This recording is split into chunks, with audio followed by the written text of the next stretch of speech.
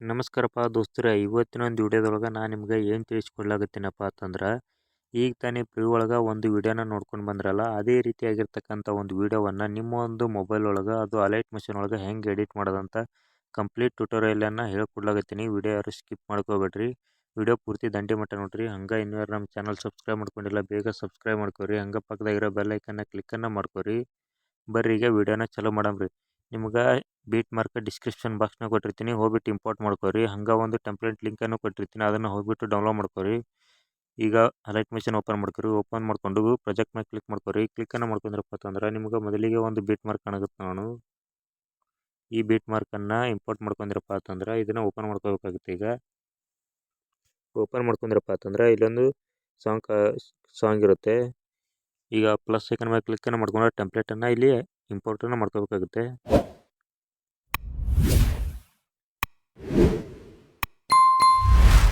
ಈ ಟೆಂಪ್ಲೇಟನ್ನು ಕೊಟ್ಟಿರ್ತೀನಿ, ಹೋಗಿ ಡೌನ್ಲೋಡ್ ಮಾಡ್ಕೊರಿ.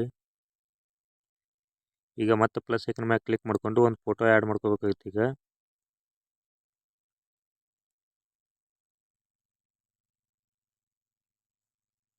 ಈ ಫೋಟೋ ನಾನು ಆ್ಯಡ್ ಮಾಡ್ಕೋತಾ ಇದ್ದೀನಿ. ಈಗ ಮತ್ತೆ 3 ಡಾಟ್ ಮೇಲೆ ಕ್ಲಿಕ್ ಮಾಡ್ಕೊರಿ. ಫಿಲ್ ಕಾಂಪೋಸಿಷನ್ ಅಂತ ಕೊಟ್ಕೊಂಡು ಎಂಡ್ ಬೀಟ್ ಮಾರ್ಕ್ ಇರುತ್ತಲ್ಲ ಅಲ್ಲಿವರೆಗೂ ಫೋಟೋನ ಹಾಕೊಳ್ಳಿ. ಹಾಕೊಂಡ ನಂತರ ಫೋಟೋನ ಸಾಂಗು ಮತ್ತು ಟೆಂಪ್ಲೇಟ್ ನಡುವೆ ಹಾಕೋಬೇಕಾಗುತ್ತೆ. ಇದು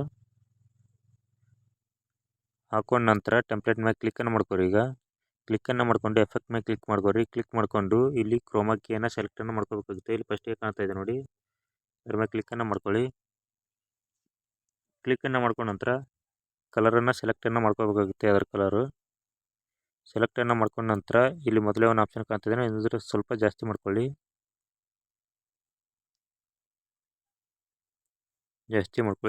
ಎರಡನೇದು ಸ್ವಲ್ಪ ಅದನ್ನು ಸ್ವಲ್ಪ ಜಾಸ್ತಿನೇ ಮಾಡ್ಕೋಬೇಕಾಗುತ್ತೆ.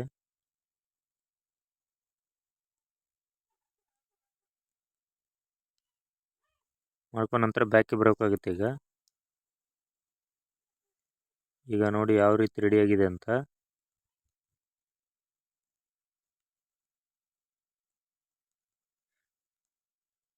ಓಕೆ ಫ್ರೆಂಡ್ಸ್, ಇಷ್ಟೇ ಸಿಂಪಲ್ ಪ್ರೊಸೀಜರ್ ಇದೆ.